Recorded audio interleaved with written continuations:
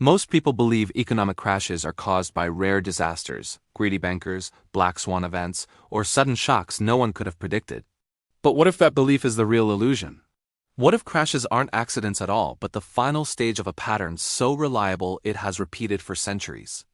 A pattern that looks like progress while it's forming, feels like stability at its peak, and only reveals itself once it's already too late. Because every time the world says, "This time is different," the same forces quietly return. And they always end the same way. To understand this pattern, we have to zoom out past headlines, past politics, past blame, and look at how financial systems behave over time. Not markets on a bad day, but economies across generations. When you do that, the story becomes uncomfortable, because the villains aren't individuals.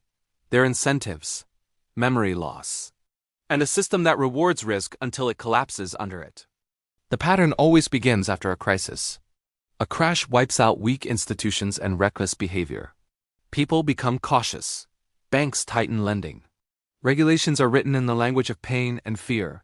Debt falls. Stability slowly returns. For a while, the system is genuinely safer. This is the origin stage. Growth resumes, but carefully. Businesses borrow only what they can repay. Investments are funded by real income. Risk is visible, and because it's visible, it's controlled.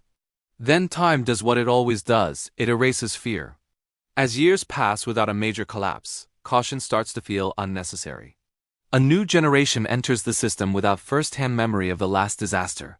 Success becomes evidence that the system has improved, that it's smarter now, more advanced, more resilient. This is where the rise begins. Banks loosen standards, credit becomes easier. Debt grows faster than incomes, but it doesn't feel dangerous yet. Asset prices rise: homes, stocks, land, technology. Early gains reinforce confidence.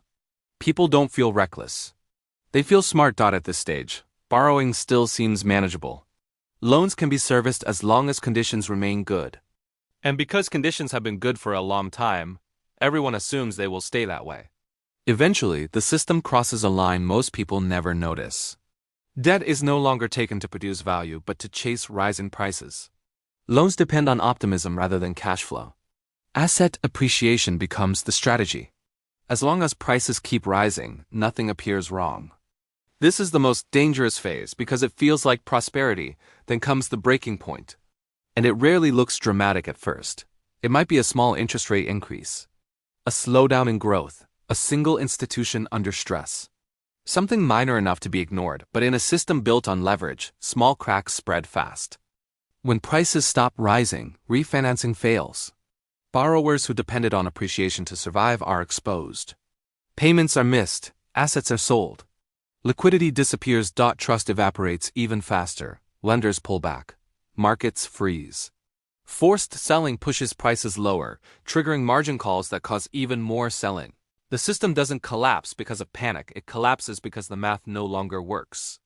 This is why crashes feel sudden. The damage wasn't created overnight. It was hidden during the good years.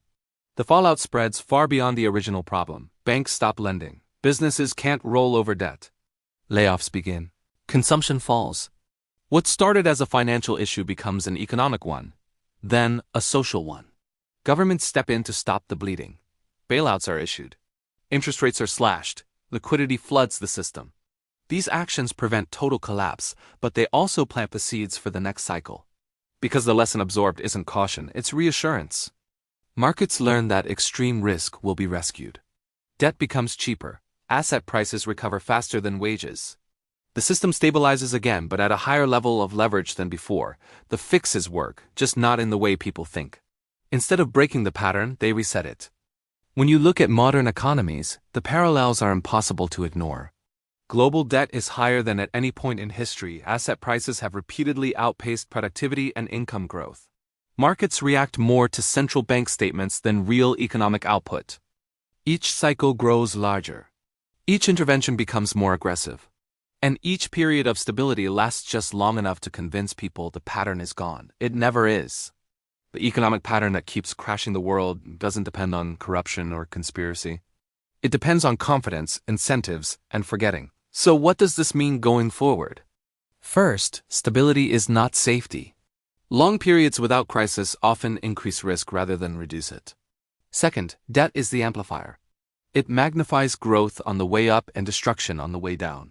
Third, solutions that eliminate short-term pain often increase long-term fragility. The uncomfortable truth is that this pattern doesn't end with better intentions.